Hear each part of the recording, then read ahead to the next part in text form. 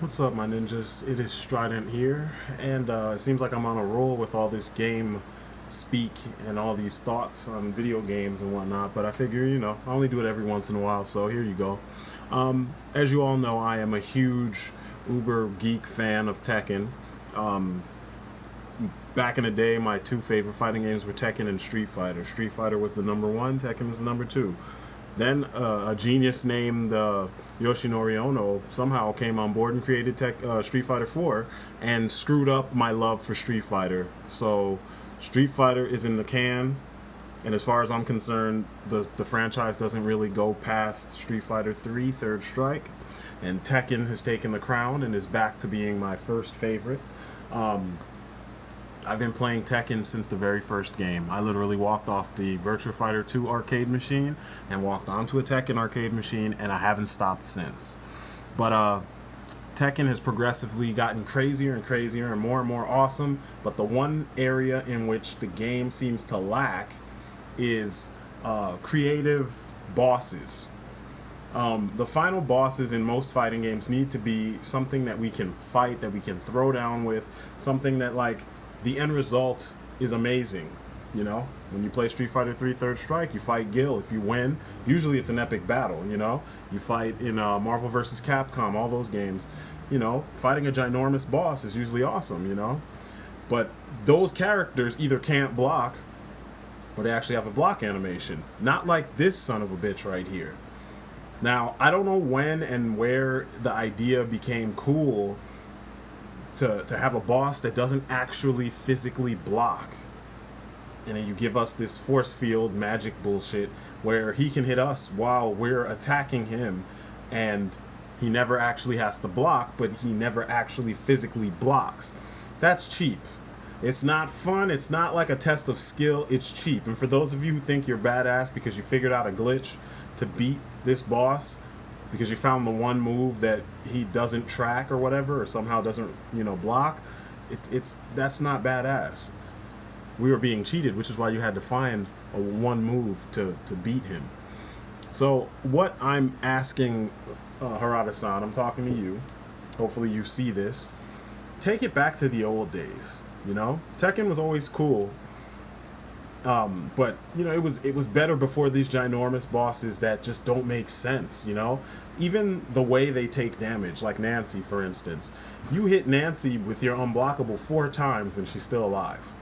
This defies the logic you've already set up in Tekken. And as awesome as the game is, it doesn't really make any sense. I mean, can a player play as Nancy and you consider that fair? Like in a tournament, if a player picked Nancy, would that be fair? Would a tournament actually let someone play as Nancy or Azazel? No. So why give us this character?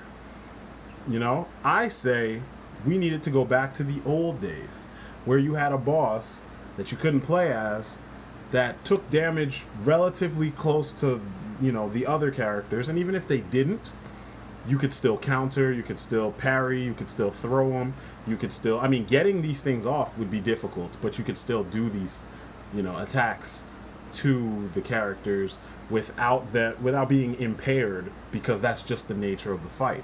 Now, I'm not telling you that I want a character, or that fans like me want bosses that aren't a challenge to fight. We want characters that are a challenge. But we want them to be challenging fighters. I'm a kung fu movie fanatic, and many of us are. We like old school, good martial arts movies.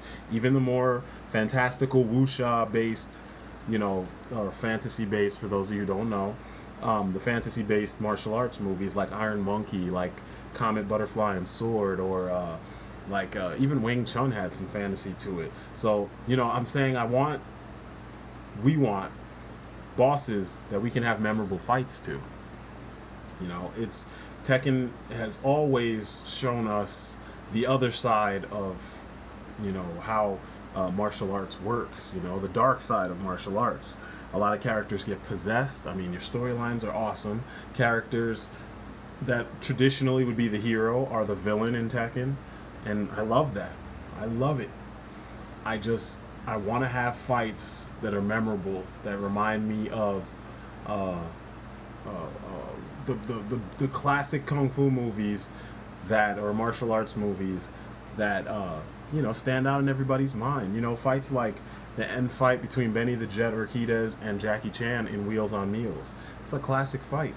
Even their rematch in Dragons Forever, classic fight. Freaking almost any last fight with Bruce Lee, but mostly Enter the Dragon, or Return of the Dragon when he fights Chuck Norris, or freaking Yip Man, that end fight between Donnie Yen and, you know, the Japanese general. Now, the boss damage thing I was talking about started with Unknown, and she's a cool character and all, but she's kind of lame in the sense that you guys didn't even come up with a real style for her. You made her use everybody else's style, and the even worse thing is she's got this huge wolf spirit thing floating over her back that doesn't really take part in the battle. You know, I would rather you come up with moves for these characters that make them, you know, stand apart from the rest of the cast. Don't let us play as the character. We can deal with that. Make them stand apart. Maybe that thing can possess you and then take your moves from you. You know, and copy your moves. It bites you and then she can copy your moves. Something like that. You know what I mean? Something that it's an attack that makes the boss more than the average character. You know? It was awesome back in the day when we used to fight Heihachi in Tekken 1 when he was young. Kind of like what they brought back in Tekken Tag 2. He was fast and he was so strong, and he had a couple more moves that were different. He actually had juggles back then, I remember. And Tekken didn't really have juggles back then. I mean, they were always there. They just weren't they just weren't the same level that they are now. Now it's kind of ignorant, you know? And I've talked about that before, but you know, I wanna fight. I wanna knuckle up with this boss, throw down, and have him, if he beats me, he outfought me. I don't want it to be some shit like what started to happen as the bosses became more fantastical, you know? You know, it was cool when you fought Kazuya, and Kazuya would outfight you or he'd hit you with that gut smash that would make you double over. It was one of the only moves in the game that had that effect when he was a boss in Tekken 2. And it was awesome when he would pull that shit off and you'd be like, damn, I thought I blocked the damn move, and you get blasted, and there you have it. I enjoyed trying to go up against Devil Kazuya and having him do his fancy, you know, fly up, shoot down, fly across, shoot behind you type move, or his just flying up and you're like, oh shit, he's flying, what do I do, what do I do? That first time that you saw that move, I know everybody panicked and got shot, you know? Because you only had two options: you run under it or you stand still and you get shot, you know? Then, you know, years later, because I skipped Ogre, I'll get back to Ogre, but we end up with Jinpachi. We don't even get to fight him in this mode. We end up fighting him in his ginormous possessed demon mode, and he was just ignorant.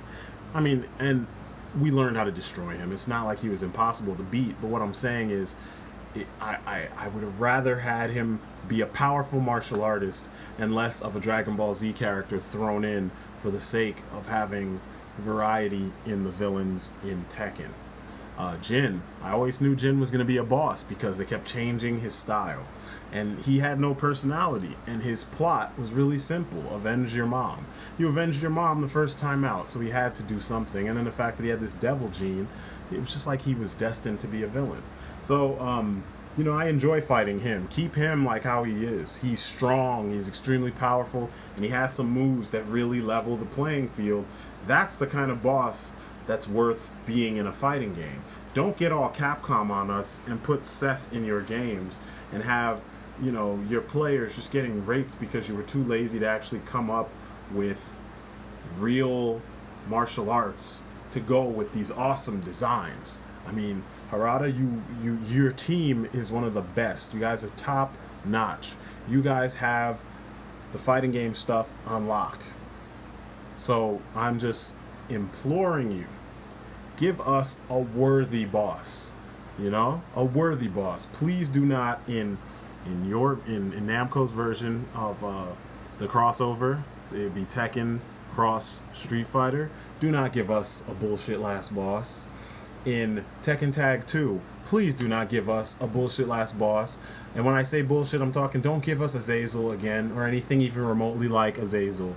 In Tekken 7, please don't give us another Azazel with the magic block and the stop your move thing. Just please take it back to basics. Give us a character who stuns us, punching us in the kidneys, or breaks your nose and then takes advantage of you, or something, a grappler that can out-grapple us, that we have to learn how to counter the grapples because it's inevitable that we will end up on the ground. Something, but do not give us another Azazel, okay?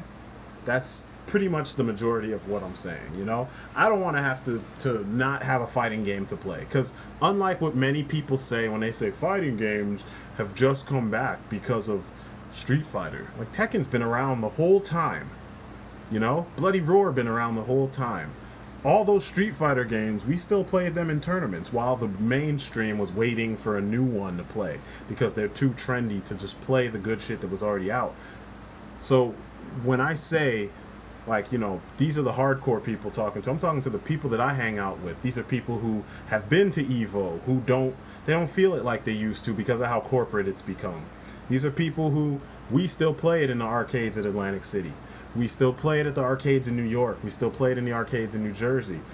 These are people who, they've been there since the beginning, not these young ones who you guys are trying to capitalize off on, who they play the game for a hot minute, and then when it gets a couple months, a year old, they diss it and wait for the next new thing to jump onto. That's not who we're talking about. We are the people who have been keeping this franchise afloat, and we're the ones who you should be listening to. People kind of like Seth Killian over at Capcom, except for the fact that he's in Capcom's pocket right now. I'm just saying, people of that level and that caliber. We are people who've played this game inside and out. We know how it works. We could pretty much step off and make a new Tekken, with the right resources and everything, and it would be just as good as the ones you guys have crafted. But you're the one in that seat. So I'm talking to you, I'm imploring you, please somehow come across this. I hope you hear me. I hope you hear us, because this is not just me. And please do not fall back on the generic trapping of giving us another Nancy or Azazel or a generic unknown style boss. Ogre wasn't so bad. He looked crazy, but he was pretty easy to deal with. But at first, he's difficult, Give us something more along those lines, but amp up the capabilities of these characters, all right? So, Harada-san, you are the man. Thank you for all these years of awesome Tekken games. And please, I hope you see this. I hope you hear it. I hope you realize, I hope we're on the same page, because, there's many of us out there that Tekken is all that's left, and we would like to keep, knuckling up with whatever you guys give us. So that's it for me. You guys have been great. Check me out on my website. Peace outside, people.